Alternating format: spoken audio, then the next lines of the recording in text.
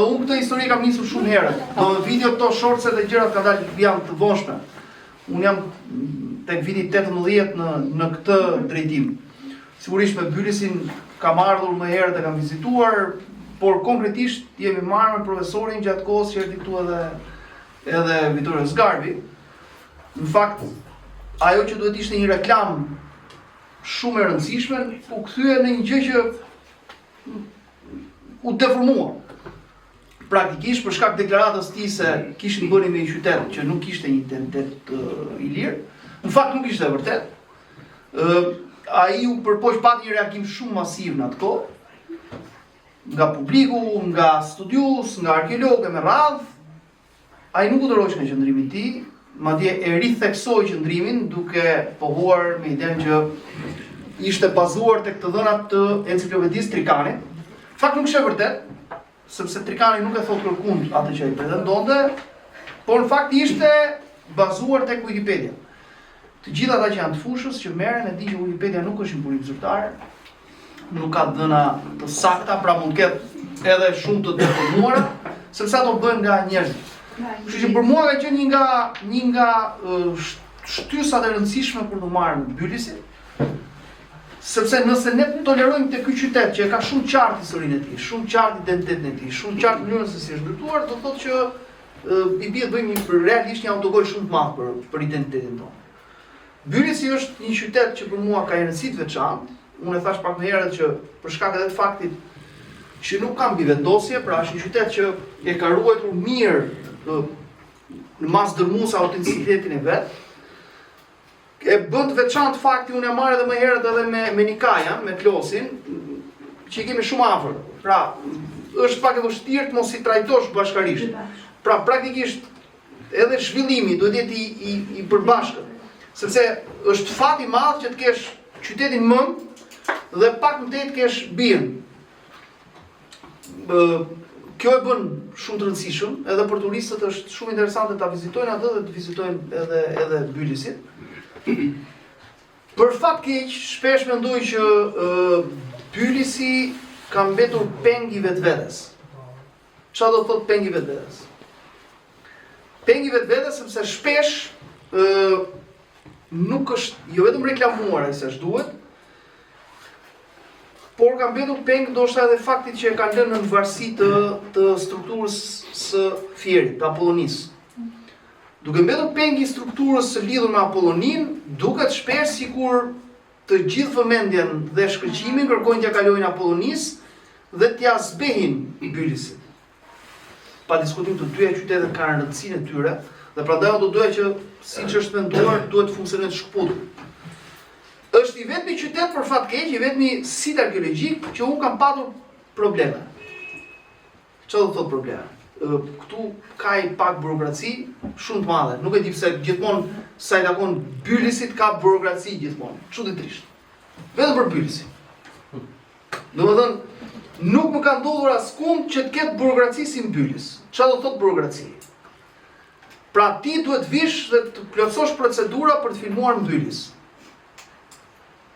Ndërkohë që ti nuk të duhen këto procedura burokratike në Shkodër, në Butrind, në Apolloni, po që në Apolloni më pak, po në Dyra, në të gjitha këto qendrat arkeologjike ti nuk ke nevojë për këtë, në Gjirokastër nuk ke nevojë për këtë procedura burokratike. Kjo është absurde. Se në fund ditës unë po vi për ta nxjerrë pa, për t'i dhënë dritë Bylisit. Historisë vërtet, por nga krau tjetër përveç se historisë, traditës dhe trashëgimisë, edhe për ta dëshmuar tek njerëzit se dikush do ta shohë, publiku për fat sot janë shkurtuar, pa diskutim. Jo, mund të jetë një ngacmim për atë që do të vijë. Se sot distancat janë shkurtuar. Shikon një shqiptar nga Kosova, shikon një shqiptar nga shqiptarët e Maqedonisë, Malizie me radhë. Dhe duan vinë ta vizitojnë këtë qytet. Sepse kjo është, po themi ai favori që bëjnë interneti më pas. Dhe këtu në Bylis kam hasur gjithmonë probleme. Është absurde, do të thënë që tani shpresoj që do të shihej shumë shpejt. Jo, nuk është vetëm kjo. Unë besoj që kjo do të jetë një domosdoshmëri nëse duan që t'i japin një zhvillim Bylis. Nuk është vetëm çështje shkëputje, por mendësie. Mendësia. Më mbyllësi nuk mund të jetë i lidhur me Apollonin, se duhet të funksionojë ndryshe dhe nuk mund të jetë të ngjerret peng i burokracive. Më dhe në fakt këtu duhet të jenë të hapur, ka lidhje me konceptin se si është ndërtuar gjëja. Është ndërtuar keq. Është ndërtuar keq dhe nuk është e sotme, është e kahershme. Unë e kam pasur edhe para 3-4 vjetësh në film. Pra ti duhet të bësh të plotësosh shkresa për të filmuar e në tjetër kohë që duhet të jetë kundërta. Të thonë sa mirë që po vjen dikush ta reklamoj Bylisin. Se në fund ditës ti duke penguar mua më çon nga Bylisi, më çon tek nuk e di në një vend tjetër arkeologjik. Pra nuk është kjo mënyra se si duhet të funksionojë, kur për fat sot gjërat janë shkurtuar dhe duhet kemi sa më shumë shtytje, sa më shumë afrim të medias, të gazetarëve, të njerëzve që kanë një ndikim në audiencë për të reklamuar Bylisin, se në fund ditës pastaj çfarë va. Nëse ne nuk arrim dot, se ndryshe nuk e sjell dot turistin. Sot gjithçka është bërë, jeta është bërë shumë e shpejt, ndikimi është bërë shumë i shpejt. Forma se si ti paraqitesh te publiku është bërë më e shpejt. Atëherë duhet shfrytzuar. Dhe nëse ne nuk e shfrytëzojmë këtë gjë, do të thotë që nuk do të shkojmë, nuk do të krijojmë dot një të ardhmë. Nëse ne nuk arrim ta mbështesim dhe ta kthejmë në një mekanizëm gjithë këtë, në një mekanizëm që jo të jetë shumë i përkohshëm, por të jetë një mekanizëm që funksionon realisht dhe që është afatgjatë, pa diskutim që e ketë vështirë që të kthesh njerëz, sepse ai që vjen do një siguri ekonomike, do një mundësi që të ndërtojë dhe një të ardhme. Kështu që është proces pak më i gjerë se kaq. Jo rikthimi njerëzve, por të paktën ata që ndodhen këtu, do të thonë këto shtëpi po njëjta gjë është të jenë të hapura. E njëjta gjë se nuk shikoj se duhet patur parasysh, një njeri që e sheh si një burim të sigurt ekonomie diçka, përfshihet vetë. Pra, unë Bylisin për fat keq, për një kohë gjatë e kam parë të lënë më njanë nga projekte afatgjata dhe të duhura zhvillimore. Pra, Bylisi ka të gjitha mundësitë bashkë me Nikaj, bashkë me Klosin, se i shoh bashkërisht. Ka një pozitë shumë të mirë se është në krah të rrugës, tashmë është rruga. Ka një mundësi sepse ka dhe këtë pamjen të shkëlqyer dhe gjitha tani duhet kthej vetveten në një mekanizëm zhvillimi. Që që nga zhvillimi i duhur i bujqësisë, blegtorisë dhe trashëgimisë kulturës dhe gjithçka e sipër Bylis. Vetë Bylisi, ne atë po flisim për profesorin.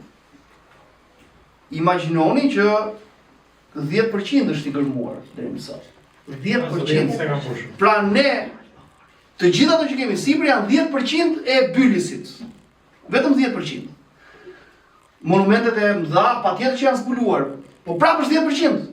Tani hajde të imagjinojmë sikur ky 10% që të bëhet 20% apo 15%. Se sa shumë më shumë do të ketë për të parë dhe për të vizituar gjithçka. Do doja të kishte një muze të mirë. Pra që të vi dikush të shpenzoj kohë. Pra jo vetëm ta shohë si në arkeologjik, po të hyjë në muze. Shikoj ç'o ndodh, është proces. Unë kam thënë shpesh edhe në Gjirokastër. Nuk është çështja që një turist të vi, të bëjë një vizitë kështjella, të hypi prapë autobusit e tij. Duhet të qëndrojë. Thelbi është që ti të kesh mundësi ta mbash sa më gjatë një turist. Për shembull, në rastin e Gjirokastrës, unë kam dhënë disa herë një propozim shumë të thjeshtë. Ti vendos një tra që tek sheshi kryesor të sheshi Qerqizit, i jep një bilet të përgjithshme që pastaj e shohin autoritetet se sa bën dhe me atë bilet, një turist ka mundësi të vizitojë të gjitha muzeumet që janë në qytet. Dhe viziton dhe Kështjellën sipër, viziton dhe Muzeun e Arëve, po viziton dhe shtëpi tradicionale, por dhe muzeu etnografik, por dhe ato të gjitha. Tani dhe këto po themi tunelizimet poshtë. Çfarë ndodh? Duke dhënë që në fillim si këtë bilet, ai është i prirur që të shkojë deri në fund shpenzimit të asaj që ka blerë në fund ditës. 10 euro, 15 euro, nuk ka rëndësi. Por duke i parë të gjitha muzeume, ai do të qëndrojë më gjatë. Pra se do përpiqet ta shpenzojë deri në fund. Në rastin më të pakët do të qëndrojë për të ngrënë drekën në Gjirokastër. Në rastin më të mirë do të hajë dhe darkën dhe do të flejë në Gjirokastër. Kjo është ajo që ne duhet të bëjmë në të gjitha këto zona. Gjirokastra i ofron, ndërsa patjetër, jo, prandaj po them unë që edhe këtu duhet gjetur mundësia